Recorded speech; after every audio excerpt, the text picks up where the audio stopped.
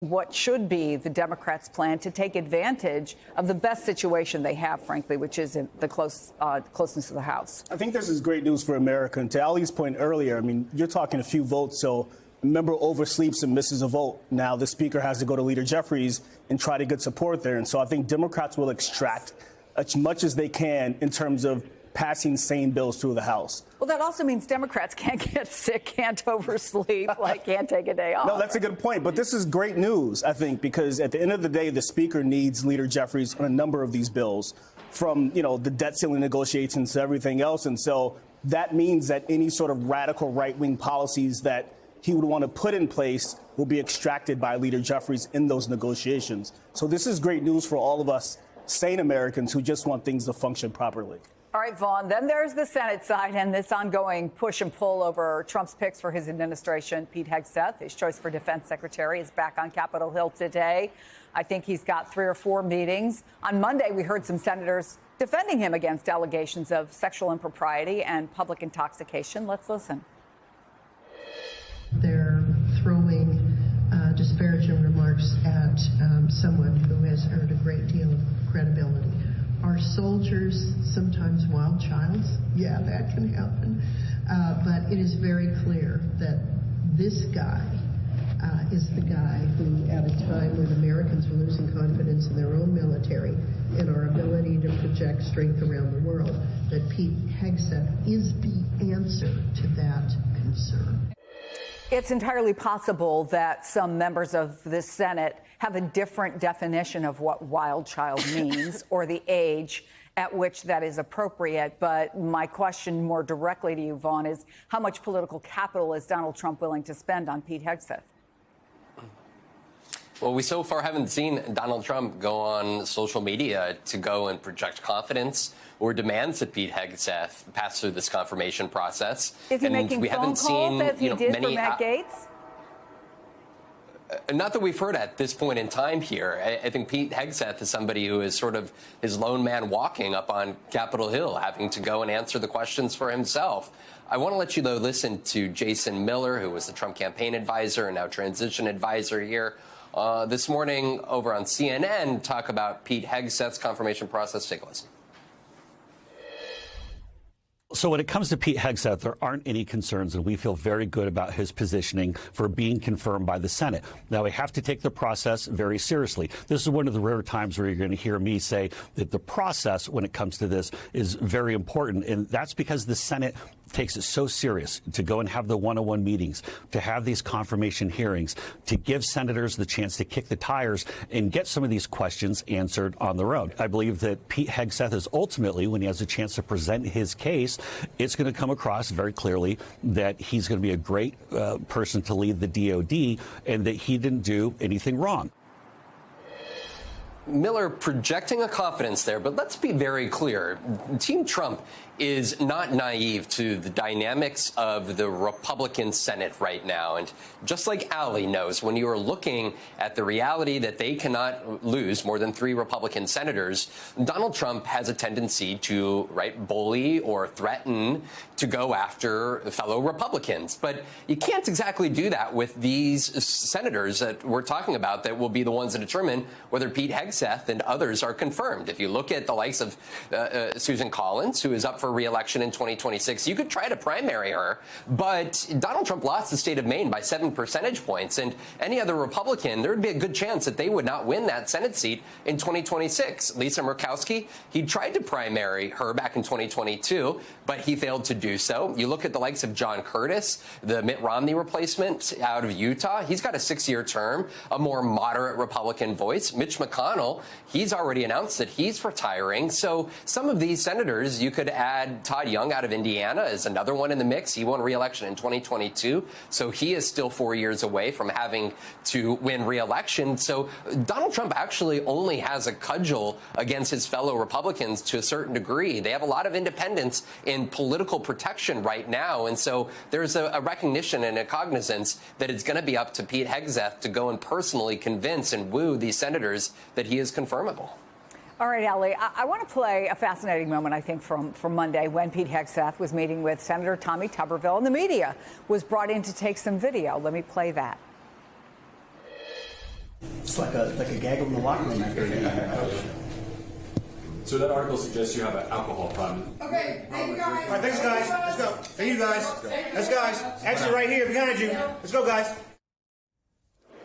Talking about that New Yorker article that quoted a number of people who had worked around Pete Hegseth, an article we have not confirmed, but that he often drank to the point of intoxication and had to be helped. What's your take? Is that stuff landing? Is Hegseth in trouble?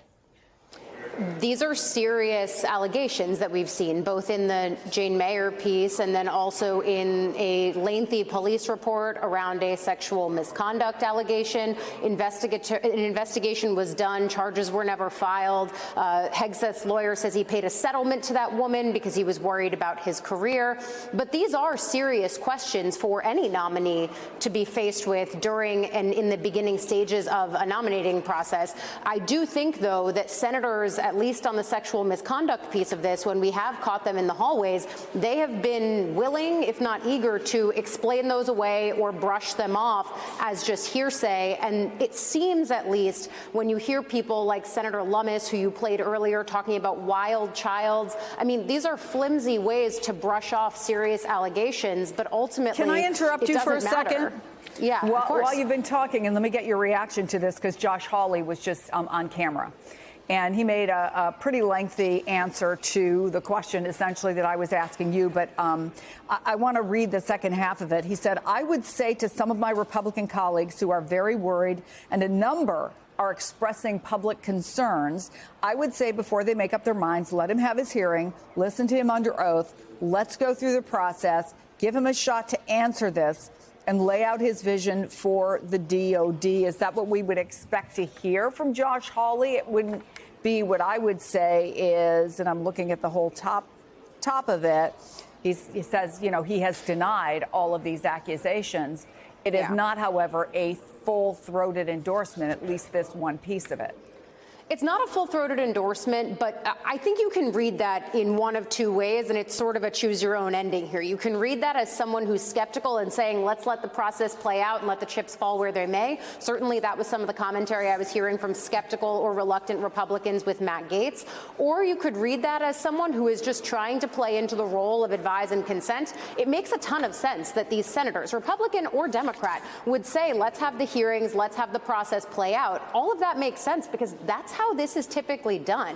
So I'm not exactly shocked that Hawley would say that. I do think that it feels, at least publicly, and again, we don't know what's being said in these rooms, and I've been in rooms just like the one we're showing on the screen, for example, with Pam Bondi yesterday when she was in front of Chuck Grassley. The question I tried to ask her was, okay, what does it mean to investigate the investigators? Those are the questions that the media are asking in terms of the sticking points or the controversial points of some of these nominees.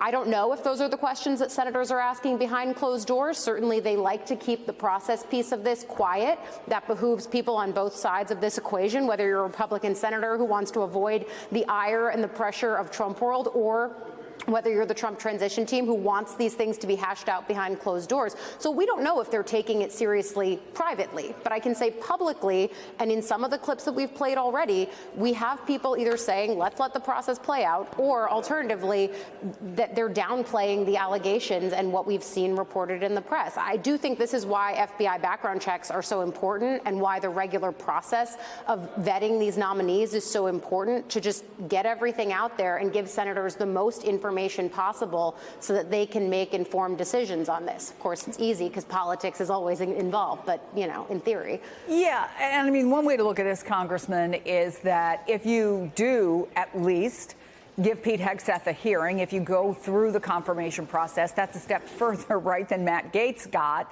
So you can say, you know, we tried to give him the opportunity, but I wonder if, having already said no, essentially, to Matt Gaetz, making it clear that his nomination wasn't going anywhere, that it makes it tougher to go against anyone else.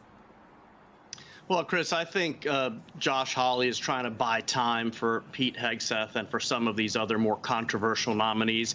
What they don't want is another episode where 4 or 5 Republicans come out of the gate and say, under no circumstances are we going to vote for this candidate, and they have to withdraw the way Matt Gaetz did, which was frankly a little bit embarrassing for the administration just about a week after the nomination was announced. And I really think what you see here, Chris, if you listen closely, especially to some of these more centrist Republicans, I think they're starting to realize that Donald Trump needs them about as much as they need him. And I think that's why a lot of them are being a little bit more bold than we've been accustomed to seeing Republicans on the Hill when it comes to saying, no, we need to have a process here. We need to ask all these candidates the tough questions at least, and then we'll make our decision. That's not how it typically works in the GOP under Donald Trump. A lot of people just want to walk in lockstep with Donald Trump. I think you're seeing a break there, at least in the Senate. All right, Michael, you understand how these power plays work, having worked for who you did. How do you see these fights playing out, especially if they do get to the point of actual hearings, the ones that do? I think in the moment, obviously, it sets the tone in terms of whether it'll be an acrimonious relationship or whether Senate Republicans and the Trump White House can work together. But it is a transactional relationship. So even if this gets ugly now, they still need each other over the next 4 years. And so I'm not concerned about that. I am interested to see how Mitch McConnell is going to play this, because he's got the political capital to manage this either way. And so I'm interested to see how he handles that, because I think many members of his conference will follow behind him in some way.